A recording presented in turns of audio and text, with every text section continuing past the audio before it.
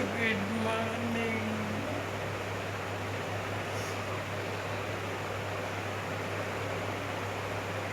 బొమ్మను గీస్తే నీలా ఉంది, దగ్గరకొచ్చి ఒక ముద్దిమ్మంది. సర్లే పాపం అని దగ్గరకు వెళ్తే దాని మనసే